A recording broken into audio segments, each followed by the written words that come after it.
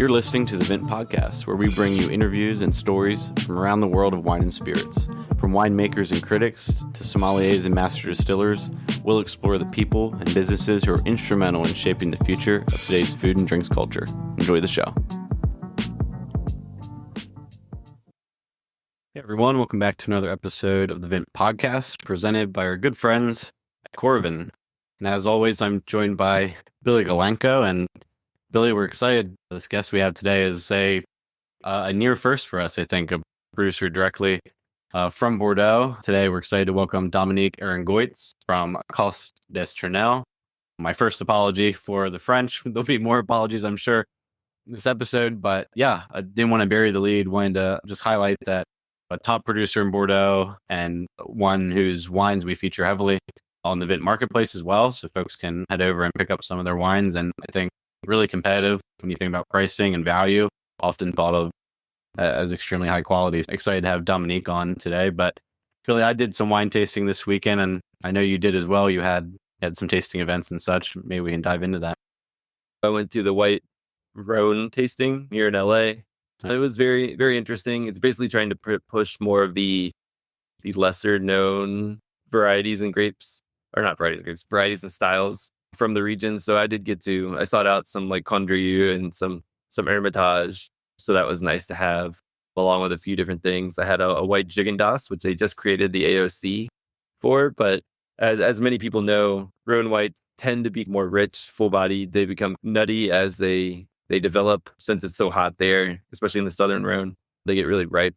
So I had a lot of those, just very indicative, full mouth filling, honeyed, nutty wines, which is cool. But they also highlighted a lot of the more like dry, lean, not dry, like light, lean styles. There's some pick pools around and a few other like lighter expressions of Grenache Blanc. So it was really cool. Viognier mainly though, right? Viognier is in the northern Rhone predominant. That's where it's like most Tondru, right? Highly, yeah, that's 100% Viognier. It's also grown other places in the northern Rhone, as well as in a little bit in the southern Rhone too. It's not really a single variety grape that's often in the south. It's more of a blend in the further south, where it's Marsanne, Roussanne. You get the Grenache Blanc. There's a lot of other varieties that can also be mixed in there, but I guess those would be, at least the top two are always Marsanne, Roussanne, and then there's a whole handful of other varieties that are sprinkled in. Yeah, the like Viognier from those regions, like really aromatic and can be floral, right? And oily, like in terms of texture sometimes. Mm-hmm. Yeah, which I think are super interesting. Yeah, very expressive. But then they also have a kind of a minerality and an acidity to them that really balances them out. If anybody's only had California Viognier, for example, I would definitely recommend seeking some out from the northern Rhone for sure. Nice. What about you? We had a little get together with some college friends over the weekend, and we did like a pizza thing. Like we bought pizza dough and made pizzas, and I was trying to think, what are we going to bring for all of these different pizzas that people are going to make? Like, I don't know what toppings everyone's going to put on, kind of thing. So I went with I picked up 2 bottles of the Chateau Moussard Rosé from I guess it was the recent release. I guess there is a recent release 2018. Maybe that sounds right. Yeah, that sounds about right. Yeah. So I had the 2017s and 2018s. Anyways, so I think it was actually the 2017 that I ended up bringing over there, Moussard Rosé, which I had never had before. I just thought it would go well with the pizza. And it was awesome. Maybe the most complex and like unique rosé that I've had. Just the depth of flavor, sort of like an underlying like spiciness almost as well, but like really great acidity, like minerality, like earth notes to it as well. Even Nice. like relatively young as it is. It was just really cool wine. So I'm glad that I have another bottle of that to let go for a little longer. Yeah, I was going to say, I've only been seeing 2017s around, but I think that's really cool. I'm excited that was good. I have almost pulled the trigger on some Moussard recently. I want a red one. Our good friend Vince Anter's Lebanon episode for V is for Vino came out a while ago, and I've been actually wanting to buy a Lebanese wine to drink while watching. So that's why I've been kind of putting off both. That's really I completed my Moussard little horizontal. Well, I don't have the same vintages, but I have the red, the white, and the rosé now. So maybe there'll be an occasion where I am able to bring all three to the table at once. That'd be really cool. But they're interesting wines. It's really neat. Nice. Watch the Views for Vino episode. Yeah, my other experience this weekend related to our wine, our audience might be interested in, is I'm working on becoming a WSET teacher for different levels. So I went and audited a class this week and helped pour, and it was interesting. We tasted everything from, and it was interesting because it's a WSET 1 class. So it's basically trying just to teach people the concepts of what is tannin and how does acid work with spicy things. So there's like a food component as well as wines. So that was really interesting. We tasted everything from Chardonnay from like Chablis and Sonoma to like a German Spätlese. We had a Viña Tondonia from Lopez de Heredia, like a Rioja with some age on it. We had what else? We basically ran the gamut and had a lot of really interesting wines, some Sauterne in the mix, and it was Want to get to our guests today? Yes, big one. Yeah, that's right. Yeah, we have Dominique Arangoits, the head winemaker, maybe technical director, as he refers to his position at Cos d'Esternel, butchering that pronunciation, but producer Bordeaux. And yeah, I think, when's the last time we had a producer from France on the pod? I'm trying to remember. Was it Bicart? We had Tony Parker on it, that counts, but it's Bicart. That's right, yeah, Bicart. For Bordeaux, this is one of our firsts, and yeah, great conversation. Maybe you can do a little bit just high level on the producer. Yeah. So we buried the lead here with our banter, but Chateau Cos d'Esternel, again, excuse our French, but it's one of the most well-known chateau in Bordeaux. It's on the left bank. It's a second growth, and it's basically considered one of those super seconds. While everything got classified in 1855, not every chateau has really kept up the quality from that ranking. So this one is not only living up to its second growth name, but it's right across the water from Lafitte, like this little creek. So basically some people almost consider it a first growth in their minds. And since it was bought by Michel Ribier in 2000, he basically has poured a lot of money into it. They've really focused on intense updates in the winery. They basically rebuilt the whole winery and have all these modern innovations to allow for full gravity flow experience. They even bring the grapes up in a glass elevator to the beginning process. And then they don't really use machines or pumps through like almost all of the process. I think you said all of the process, even including some of the filtering, which normally you need to add pressure. So I thought that was fascinating. Yeah. But then also they have this whole hospitality component built in as well. So not only are they focused in the vineyards and in the winery, but then it's also a nice place to visit, which is not always, it didn't used to be common in Bordeaux. It's becoming more and more common and everybody should go. But Monsieur Ribier has a hospitality background. He has a hotel background. So basically they bought the chateau next door where the original d'Esternel owner used to actually live. They made that into a hotel. And then the chateau itself, Cos, has pagodas inspired by the original builder visits to Asia. And he would build pagodas in this really unique look. So it's a special place to visit, but it's also a special wine to drink. Awesome. We'll get to our interview in just a moment. But first, a little word from Corvin. Remember, if you're looking to drink more wine from your cellar without worrying about wasting what you can't consume, one of the Corvin systems will be your best friend. You can visit www.corvin.com and use code VINT15 for 15% off your purchase. One of their awesome devices.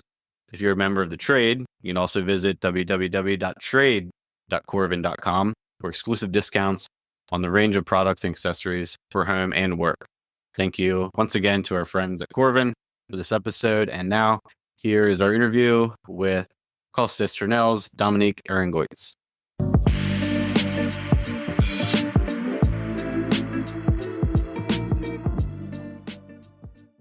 Hi, Dominique. Thanks so much for joining today.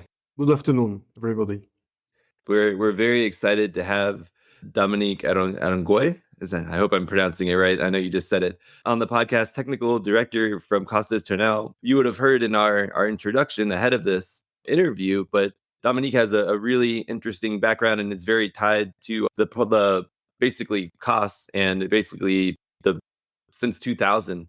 All the developments that have gone on there and with Monsieur, all the work that you guys have put into the estate, the chateau. So I'd love to hear a little bit first about your background and then a little bit about all the work that you guys have put in basically over the past 20 years into the chateau.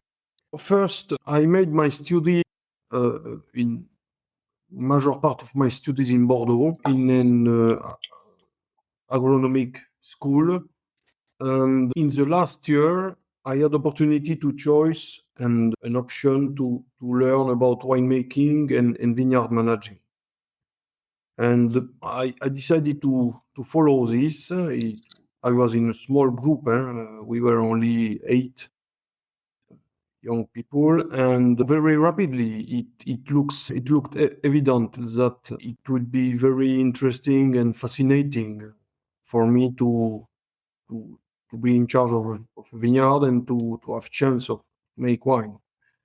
And a very special job where you can create something in every vintage and imagine. You have to imagine to think about how you will build the wine from different grapes, blocks, and how you try in every vintage to take the best of the grapes. And this is our challenge, and it's never finished. And so very, very soon, it will be very interesting for me to be in this part, in this winemaking. And just after school, I made my enology study in Bordeaux also. And after, I had opportunity to go for, at that time it was necessary, I am from 69, and it was necessary to do army during, it was 10 months.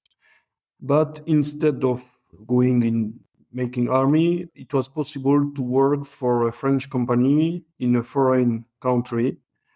And I had this chance to work in Tokay region in Hungary for AXA Insurance Company, who just bought an estate called Disnoke. They bought in 92, and I arrived in 93, in July. And it was necessary to stay at least 16 months, and finally I stayed there 7 years. So it's not nothing. It was a big part of my period. And I had it was an incredible opportunity to create and to be in charge and to be also in a very good team. It was a team of Jean-Michel Caz at that time who managed the AXA Insurance Company Vineyards, and Daniel Dios is a technical manager, and I learned a lot from this team. And I had the chance to be in part of building of a new winery, completely new. And I learned a lot from this point also. And also in Tokay we do white wine, dry, but also sweet wines. And the Botrytis wine are very, very unique and fascinating to do. And I think it gave me an interesting sensibility and feeling, very fine feeling for to be in a link, a very intimate link with nature and with weather and with the vineyards. With Botrytis wine, you have no choice, and it is a very good school. And then, after 7 years there, it was necessary to decide if I stay all my life or not. It was not easy decision, but my parents, my brothers, and I was very linked to my Basque country, and I wanted to come back to France, and also I was always fascinated by the famous growth of Medoc region in Bordeaux, and it was a dream for me to have a chance to work in this kind of growth, and that's what happened in beginning of 2000 January. Wow! So when you were in Hungary, did you learn any Magyar? Were you yes, able to speak? Yes, that's such a hard language. It's very different. Yes, very hard. It's a pre-Indo-European language. There is no link with Latin or Greek. And that's the same with Basque, right? It was difficult. Yes, the Basque is in the same situation, and also the Finnois, in Finland. Like the Scandinavian languages. Voilà. There's 3 languages like that.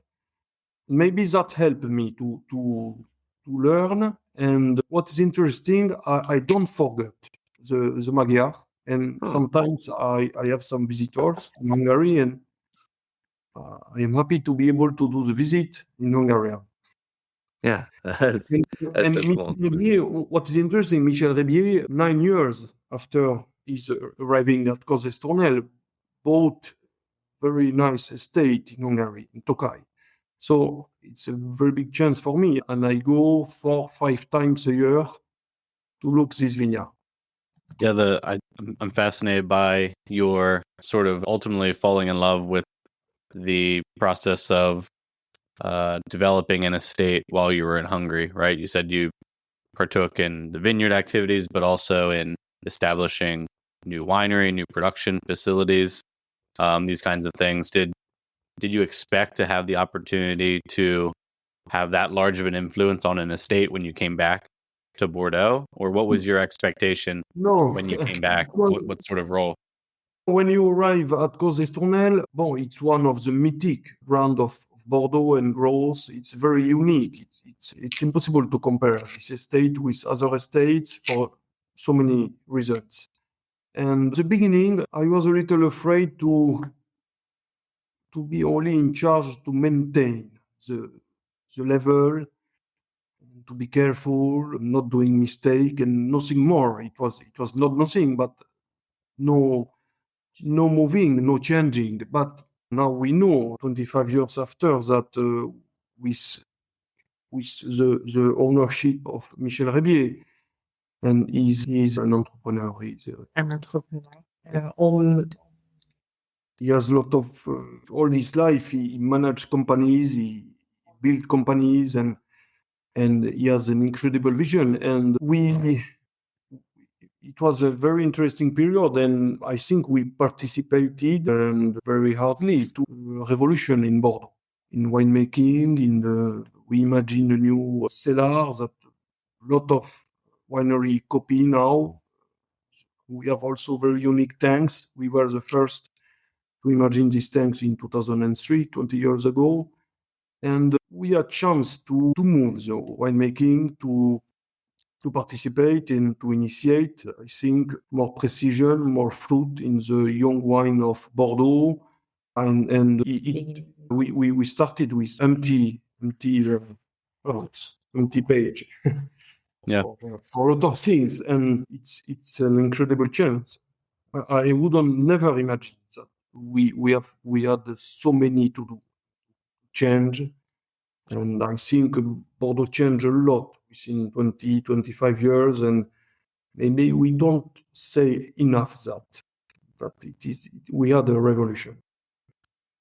Yeah, so in Bordeaux, it sounds like because so many estates have long tradition and long history, it really requires an owner who has a vision, you said, who is entrepreneurially minded, who maybe is progressive in the way that they think about evolving the estate, or else maybe the estate will fall behind because it seems like you have to innovate, especially in Bordeaux now, where the landscape is changing a bit.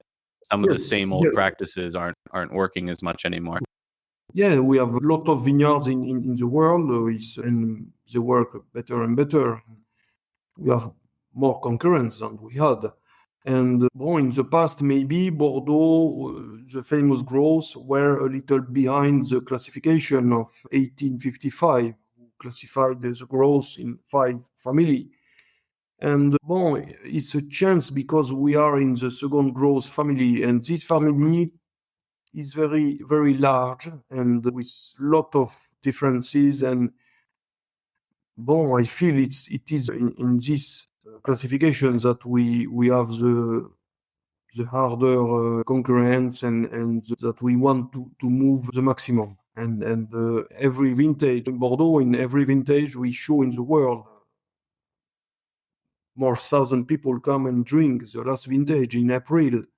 And we also, in this room, we are able to speak and to show our new wines to more than 50 journalists, one by one.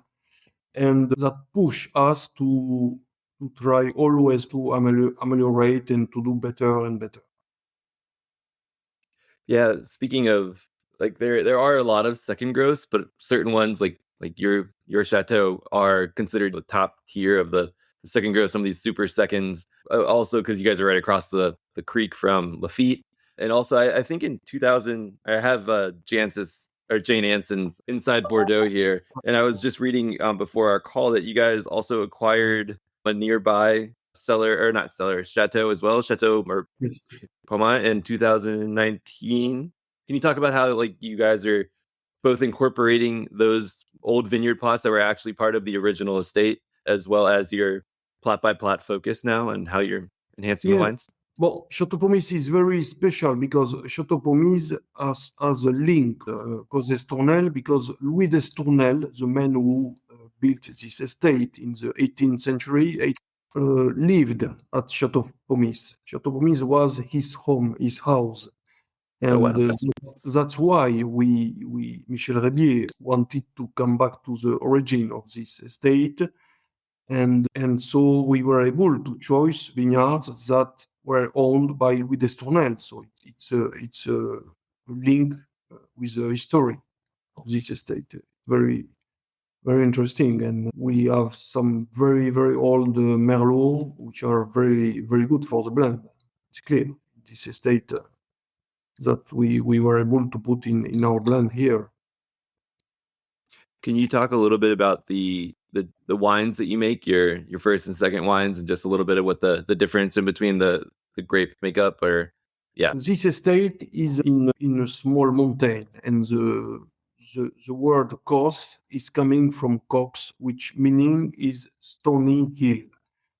And so the highest point of the hill is 26 meters above the sea level, and we have two slopes, one south and one east, going down until 3 meters. So we have a difference of elevation of 23 meters, which is, for the Medoc, it is a lot. And that explains the big diversity of soils that we have. We were able to identify 19 different soils. And this is a very interesting point of this vineyard. And each soil gives special wine with a unique taste. And when we do the blend in this room in December, it's fascinating because the blend, like Émile Penaud said, Émile Penaud was a Pope of Enology in the 60s, 70s, and he said, when you do a blend in Bordeaux, 1 + 1 makes 3. You have a synergy, and the blend is always better than the best wine separately. Mm-hmm. And I think this terroir helped very well to this result, and it's unique in every vintage to see the new wine coming.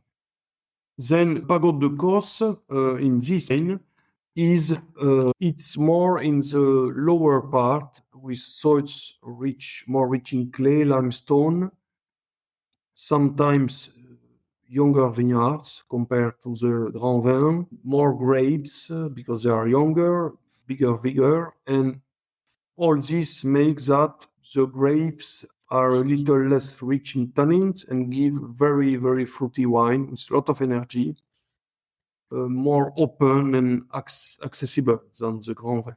And the aging in barrel is shorter, is about 1 year. We put less new wood. We put 25% new oak compared to 50 for the Grand Vin. And we age 1 year compared to 16 months. So all this mixed make very serious wine, but accessible, and that you can drink more easily. It's younger vineyard, but the average of vineyards making this wine, it's around 30 years old. So it's not so young. It's young for us, but it is a key point to guarantee the complexity of the wine. Yeah, that was something that I thought was impressive. Is everybody thinks a lot of these second wines are mainly young vines, or what they're just waiting to put in the Grand Vin, but you guys have actually designated plots that are quality plots, but specifically for the wines. I thought that was really interesting. Exactly. Dominique, do you think that this younger style, the second wine that you're describing, less oak aging, younger vines, still premium fruit. Do you think that that style is going to become more common in terms of what folks are looking for, what people are looking for when they are drinking Bordeaux wine versus maybe the more traditional style?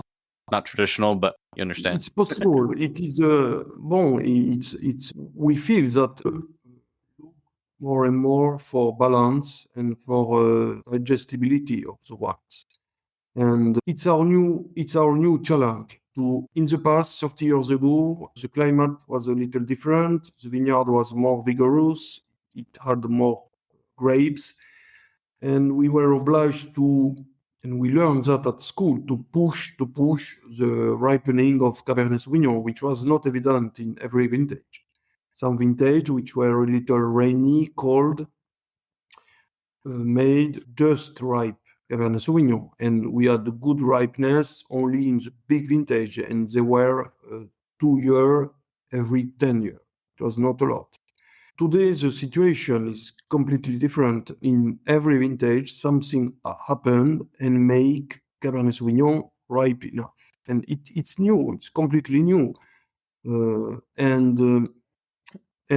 when you know that, and in our terroir, when you are sure of this information and fact, you can concentrate more on balance. You can be more precise for the date for harvesting, and it make easier for us to look for complexity and finesse of the tannins.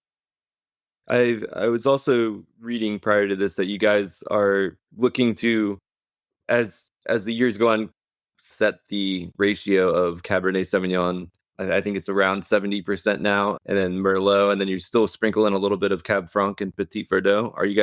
Is that still in the plans, or have you guys changed that up a little bit? Bon,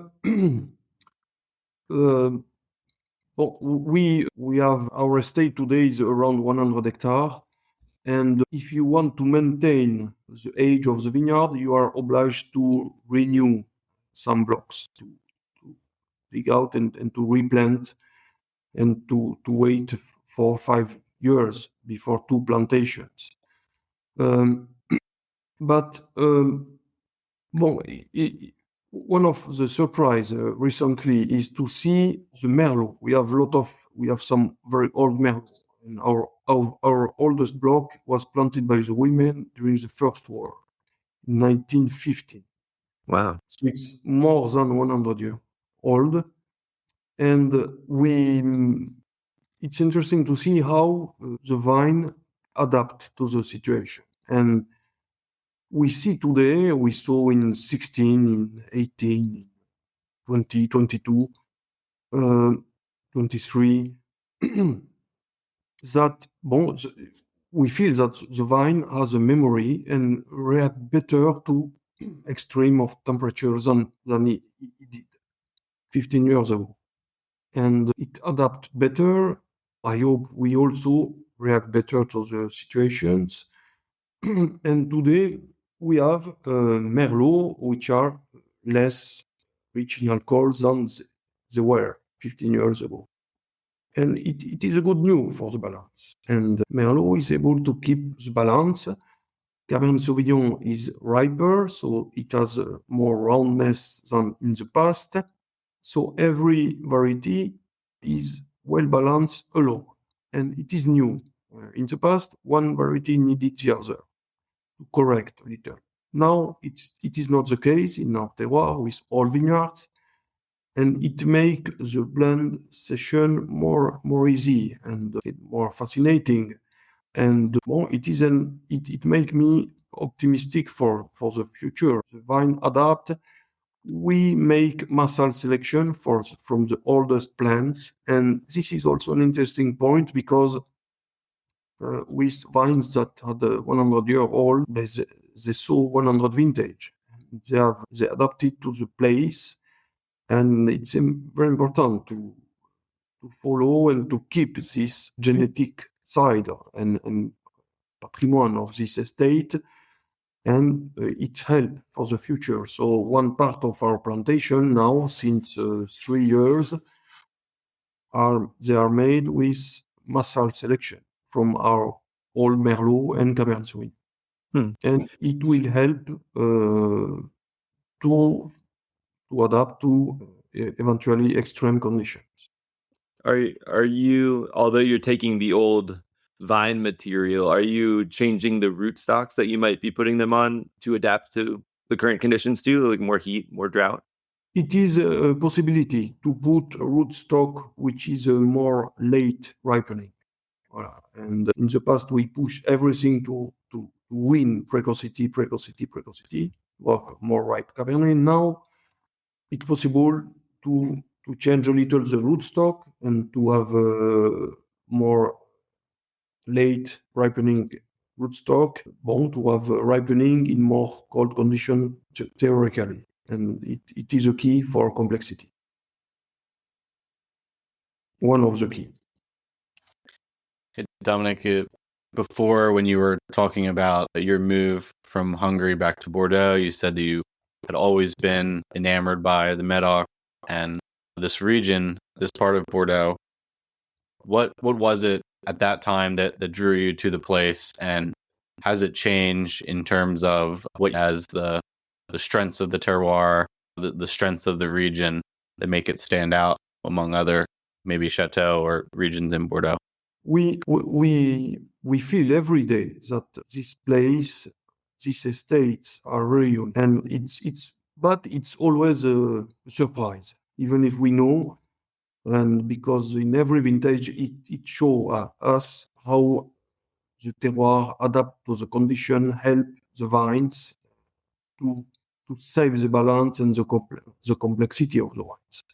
And it's very unique position. This small hill of stone are not far from the Gironde estuary, which is 7 kilometers large, which is an incredible quantity of water, which makes the climate cooler during the summer. It is a key point for the complexity of the fruit, save the fruit, save from the frost during the spring. So this position is very unique. We are not far from the Atlantic Ocean. Around our hill, we have a lot of wetland. It is enough unique position. And the wetland also is very interesting because it explains a lot of evaporation and more cold conditions also. So a lot of details. We have an eastern slope facing Gironde River, which is incredible for the complexity of the Merlot because you have the sun of the morning and you have the wind from the Gironde. And the grapes are protected from the afternoon sun. So these small points mixed with the quality of the different soils and the age of the vineyard, making unique grapes. And it's impossible to rebuild these conditions in other places. It's impossible. Can you talk a little bit now? I know, so we've talked about the vineyard and your unique spot, and then like how you guys focus kind of plot by plot, and so when you harvest those grapes, you're also fermenting them in the lots. Can you talk a little bit about what the updates you guys made in the 2009 and prior work in the cellar? I think something that I've read about are the like glass elevators that you guys use to bring grapes up so you don't have to pump stuff around. Can you talk about some of those innovations? Yes. Bon, we had an empty sheet and we decided to imagine 100% gravity cellar to respect and to protect the fruit and then the wine, integrity, purity of the fruit. And it was our philosophy and to have the more precise wine as possible, and the wine has to reflect the taste of the place. It is what we look after. And the gravity starts from the grapes and go until the bottling included. It's 100%. And if we want to make simple, we have 3 gravities. First is for the grapes, for the berries. We put the berries on the first floor and we put in tank from the first floor without pumping. The consequence of that is you have more entire berry in the tank, the seed is always rounded by the skin, and it avoid any over extraction of the tannin of the seeds. So it is a guarantee to be very gentle for extraction. And when starts the fermentation at the beginning, the juice is still very inside the berry, and it will go out very slowly. So when we move the juice during vinification, we move small quantity of juice, and it is also a key point. And at the end, when we press the skins, the gravity also help to have very entire skin after skin contact. That is the cap we press. And the consequence of the gravity is that we have better press wine. And it is also a key point, the day of blending here, because in Bordeaux, it is a philosophy when you do the blend, you need press wine, not only for the richness in tannin or color, but also to create a link between the different wines inside the blend. The press wine has this, and so it's very important to have the best press wine as possible. And for that reason, since 05 vintage, we bought vertical press. So it is the old way of pressing, basket press. It helps also to have fine press wine. Is it a big round press, like a champagne style press, or is it a little different shape? It's smaller. Our basket is around 12 hectoliter. It was what was used in the past. Cool. Right. If it is a compromise to have good drainage, but also good filtration from the skins. And at the end, the press wine is good. You were mentioning it helps with the blending. Are you guys pressing different lots at the same time, or are you blending them after? We press each tank one after the other, and we separate. Our philosophy is to press directly into barrels. It is a way of separating automatically the different juices and impression of pressing. And then we taste 1 week later to be able to build and pre-blend 3 or 4 quality. It is a lot of work, but it is one of the steps of the selection of the press wine. Yeah, that's fascinating, especially like that using some of the traditional original equipment. You said the basket press was more original to the estate. Is that correct? And yeah, are there any other aspects of the winemaking process that you've retained and maybe not modernized as much as you might be able to? We imagine also special tanks. The first we made in 2003, 20 years ago. But we decided to do stainless steel tanks, but with 2 quality of the wooden tanks. The tronconic form with a nice shape. And also these tanks are double tank with a very isolation to imitate one of the quality of the wood. And we saw that now a lot of new wineries in the world use this kind of tanks. And so we come back to one aspect of the wooden tanks without hygienic aspect, and voilà. It's a compromise between new materials and good side of the old tanks. And also there is another step when we do the racking. We also use gravity. We don't use pump.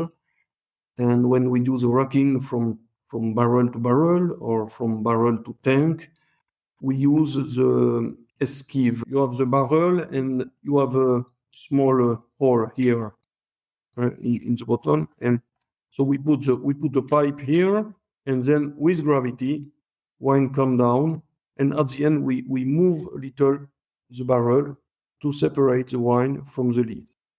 It's like in the past. There is no moving from any pumping. It's gravity and very fine tuning. And the last step of the gravity is the bottling. We have our own bottling line, And the day of bottling, this is the only time when we filter the wine. So wine starts from the upper floor of the cellar, go down through the filter, and go down in the bottling machine without pumping. And this is also a very interesting step because the pressure is given by the difference of, we have 6 meters of difference between the tank and the bottling and the filter, and that give its physical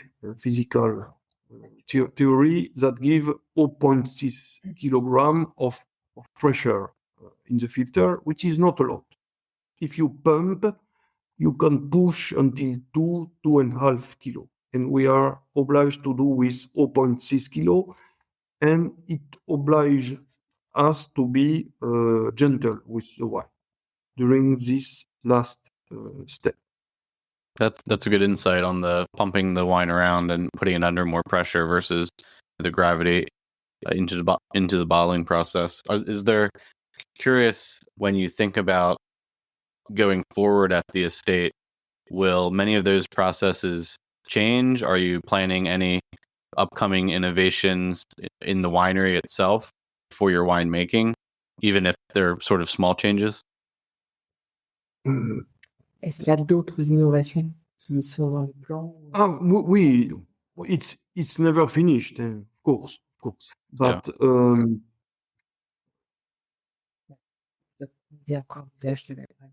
well, we know better how managing this winery than in the first vintage. It's clear.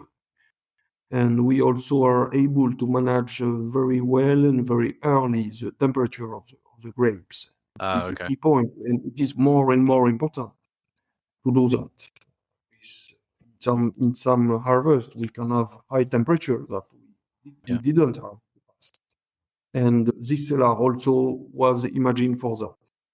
And now we are renewing the climatization of the cellar. We have an underground barrel cellar, which was very cold, but we want to do more perfect the climatization, also to keep the fruit.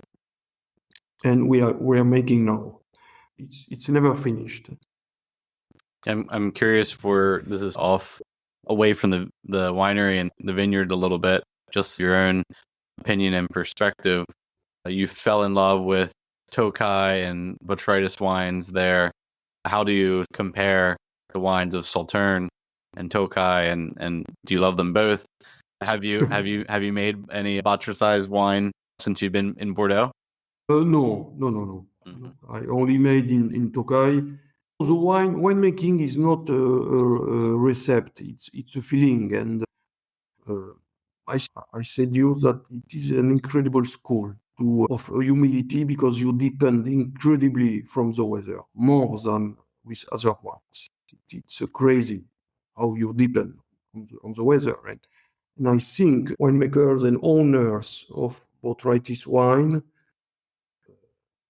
can be a little different for that reason, because you have to accept very bad vintages with no production. Mm-hmm. It is very difficult to accept. But botrytis wine push you to accept that, and I think change a little your mind. I know there's been a few in recent vintages in particular, very small yields for some of the botrytis producers. I've always wondered, though, if it wasn't so expensive, what it would be like to make an Azu style Sauternes, the process and making the paste and everything. I thought that would just be fascinating, but that's for another time. But last I want to leave with you is, a lot of people, like, Bordeaux has been perceived from the outside for a little while as maybe a little less welcoming to guests, but over the past 20 years, it's also become really great to visit, and people can really experience some of these wineries. And I know with your purchase of the chateau next door, it's a hotel. Can you talk a little bit about what it's like to visit you guys there? Yes, Michel Herbier is for him, it's very important to receive people. It has a lot of famous hotels in the world, in France, in Switzerland. He just have a third star in Paris, so it's not nothing. A Michelin, 3 Michelin star, and he want to keep the direct link with the consumer, and with the drinker, and with these famous hotels, we have the chance to feel that, to have direct information, contact with the drinker. It's very important when you make wine, when you have an estate, to feel these things. And of course, it helps us a lot. And then we have we can offer a lot of different experiences here, different range of tastings. We have 2-3 women making wine tours, vineyard tours, and they spend a lot of times, 2-3 hours if it's necessary, to explain this estate before the tasting. And we need to show that. Voila, we only work with private groups. Thanks, Dominique, appreciate you sharing about your journey from Hungary and sort of your passion for Bordeaux and this estate. One last question. I just want to get your thoughts on some of the other regions that are adjacent to you. Do you get to do much traveling around France to get to Burgundy, or to the Rhone, or Provence? Yes. I had chance to go in the past. I chance through Cos wine tastings to travel, and I visited vineyards in Napa Valley, in Italy, in Spain, in South Africa, in Chile, in Argentina. And it's very interesting to travel a lot and to understand better your place. You understand much better how unique is this place if you travel. If you don't, you don't feel everything, I think. So it was very, very helpful. And I am still very open to traveling. And so I still have a link with the team making the Tokay wine of Michel Rebier. And it opened my mind, and it's very, very interesting to share with the winemaker there, with Brilliant. And also I share with a little with the Provence estate, making a very good rosé with Nathalie, with the winemaker there. And it's very, very interesting to share with these teams. And I need that, I think. Thank you, Dominique. Appreciate your time and sharing with us. Like I said, sharing about the estate and your perspectives. Hope to stay in touch, and best of luck as you get deeper into the growing season for harvest later this fall. Thank you for your time.